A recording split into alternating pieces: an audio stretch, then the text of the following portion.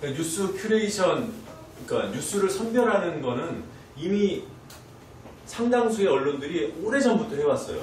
간단하게는 아침 뉴스에서 뭐 이렇게 신문들 쫙 붙여놓고 뭐 빨간 밑줄 그어가면서 오늘 이런 뉴스가 있습니다. 조간 브리핑을 하잖아요. 김용민의 조간 브리핑 웬만한 라디오에서 다 하던 그런 형식을 팟캐스트에서 더 키운 거거든요. 큐레이션은 알게 모르게 다 해왔어요. 지금도 미디어 오늘이 아침 뉴스 속가보기, 뭐 연합뉴스가 매일 아침마다 조간톱, 뭐 사설 비교 이런 거 다 하고 있어요. 그것도 다 큐레이션이에요. 그 주체가 누구냐? 개인이 할 수도 있고요. 기본적으로 언론사들은 대부분 하고 있고.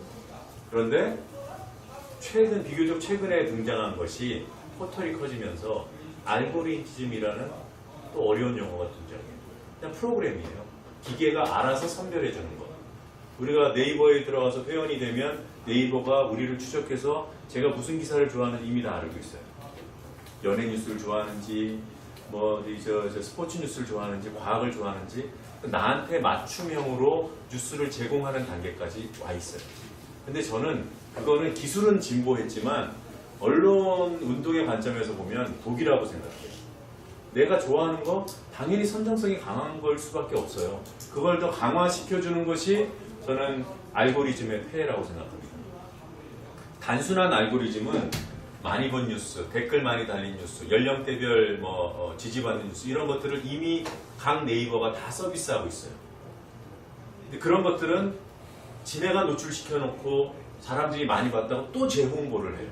그러니까 역시 미디어 시장이 왜곡된 상황에서 나쁜 뉴스가 더 나빠지는, 나쁜 역할을 하게 되는 아주 나쁜 독 중에 하나가 알고리즘입니다. 그래서 참 삼성이 약삭빠른 게요. 이런 문제를 삼성은 알아요. 그래서 독일 최대 미디어 그룹인 악셀 슈프링어라는 곳하고 합작 벤처를 만듭니다. 이게 뉴스 큐레이션 어플리케이션이에요. 5개 국어로 서비스를 하고 있는데 얘네 모토는 이겁니다. 어떤 기계도 어떤 알고리즘도 잘 훈련받은 편집자보다 좋은 기사를 골라내지 못한다라는 모토를 제시했어요. 그러니까 잘 훈련된 전문적인 편집자 한 30여 명이 매일매일 회의를 해서 오늘의 중요한 뉴스를 골라내서 서비스해요. 그럴듯하죠. 알고리즘의 폐해를 극복해 보겠다는 거예요. 동아일보도 극찬했어요.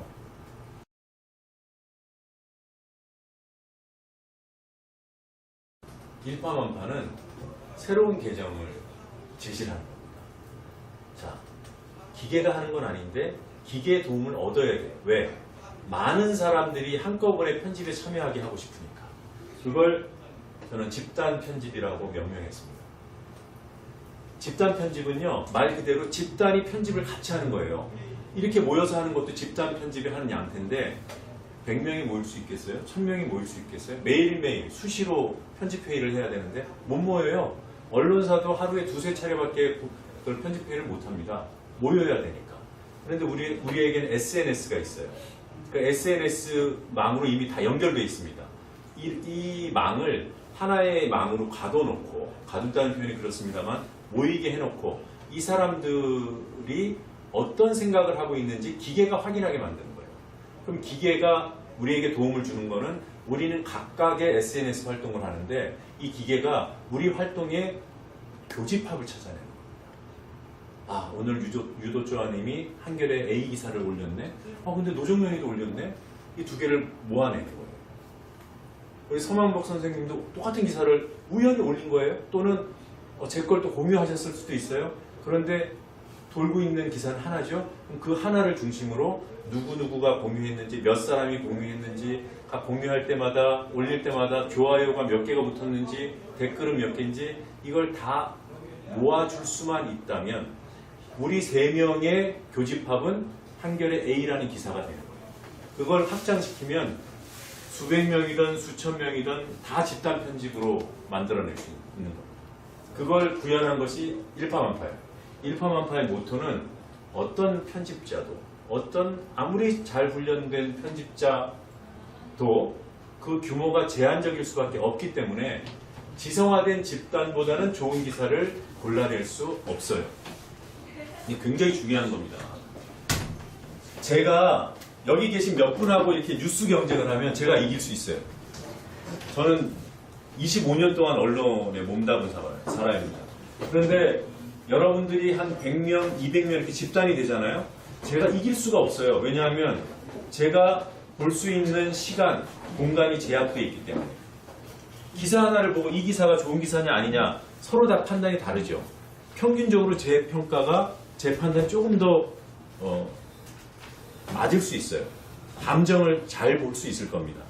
그런데 집단이 모이면 아무리 훌륭한 언론인이라도 당해낼 재간이 없어요. 그런데 문제는 100명, 200명, 지금 현재 일파만파의 집단 편집단 규모는 4,400명입니다. 이 사람들을 어디에 모여서 매일같이 회의를 하게 하겠어요? 회의한 것과 똑같은 효과를 내게 하는 것이 일파만파라는 서비스예요.